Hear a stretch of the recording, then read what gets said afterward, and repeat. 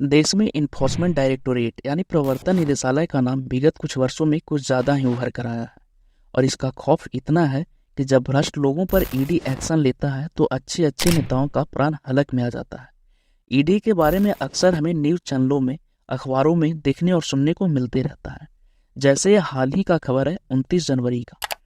ED interrogates RJD supremo Lalu Prasad Yadav in land food job scam case. ED raids Jharkhand CM Hemant Soren in money laundering case. और ऐसे बहुत से headlines देखने को मिलते रहते हैं। पर इन सबसे परे इस वीडियो में हम जानेंगे आखिर ईडी है क्या और ये कैसे काम करता है, और ऐसी कौन सी ताकतें हैं जो ईडी को सीबीआई और इनकम टैक्स डिपार्टमेंट से ज्यादा पावरफुल बनाती है।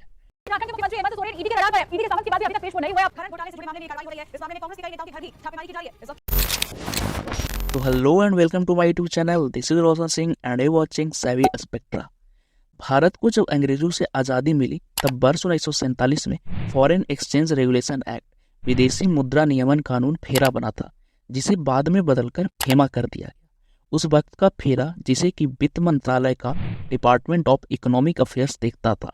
फिर वर्ष 1956 में प्रवर्तन इकाई यानी इन्फोर्समेंट यूनिट बना, जिसमें ही विदेशी मुद्रा से संबंधित उल्लंघन की जांच के लिए 1 मई 1956 को इकोनॉमिक अफेयर्स डिपार्टमेंट बनाया गया, जिसे कि वर्ष 1957 में नाम बदलकर डायरेक्टोरेट ऑफ एनफोर्समेंट या एनफोर्समेंट डायरेक्टोरेट कर दिया गया, जिसे कि आज हम ईडी कहते हैं। जिसके बाद फिर वर्ष 1960 में ईडी का प्रशासनिक control department of economic affairs से डिपार्टमेंट ऑफ रेवेन्यू को दे दिया गया था। आपको बता दें कि ईडी जिन कानूनों के तहत काम करती है उनमें foreign exchange management act 1999 FEMA, जो कि भारत में विदेशी मुद्रा बाजार के विकास और रखरखाव के लिए बनाया गया है। धन शोधन निवारण अधिनियम यानी the prevention of money laundering act 2002 PMLA ये एक आपराधिक कानून है जो मनी लॉन्ड्रिंग को रोकने के लिए उसमें शामिल अवैध संपत्ति को जब्त करने के लिए बनाया गया है। भगोड़ा आर्थिक अपराधी अधिनियम यानी फगेटिव इकोनॉमिक ऑफेंडर्स एक्ट 2018 एफईओए 2018 में जब सरकार ने देखा कि देश से काफी इकोनॉमिक ऑफेंडर्स यानी आर्थिक अपराधी देश से बाहर भाग रहे हैं, तब इस कानून को लाया गया।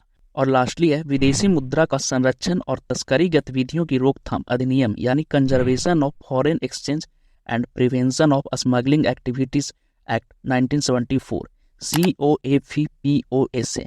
इस कानून के तहत ईडी को फेमा का उल्लंघनों के संबंध में विशेष अधिकार हासिल है। पर इनमें से ऐसे कौन सा एक्ट है जो ईडी को देश के बाकी एजेंसियां जैसे सीबीआई और इनकम टैक्स डिपार्टमेंट से ज़्यादा पावरफुल बनाती है?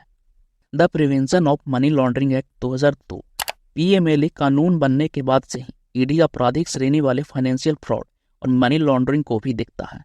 इस आसान भाषा में समझे तो 2 नंबर के पैसे को हेर फेर करके ठिकाने लगाने वालों के खिलाफ कानूनी कार्रवाई करना। पीएमएलए 2002 में एनडीए की सरकार में बना था, जिसे कांग्रेस की सरकार ने 2005 में लागू किया था। और उस वक्त के वित्त मंत्री पी चिदम्बरम ने ही इसमें पहली बार बदलाव भी किया था। इस कानून के तहत ईडी आरोपी को अरेस्ट कर सकता है और उसकी संपत्तियों को जब्त करने और उसके द्वारा गिरफ्तारी करने के बाद जमानत मिलने की सख्त शर्तें हैं।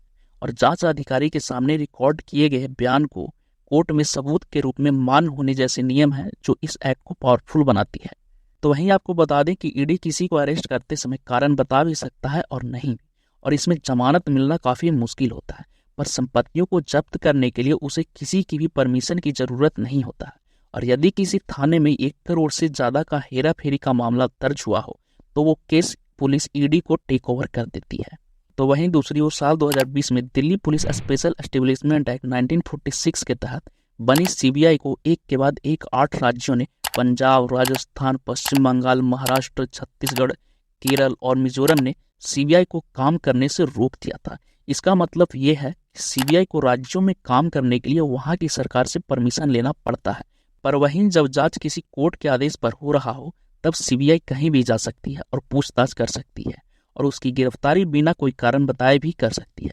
तो वहीं करप्शन के मामलों में अफसरों पर मुकदमा चलाने के लिए सीबीआई को अपने डिपार्टमेंट से परमिशन लेनी होती है।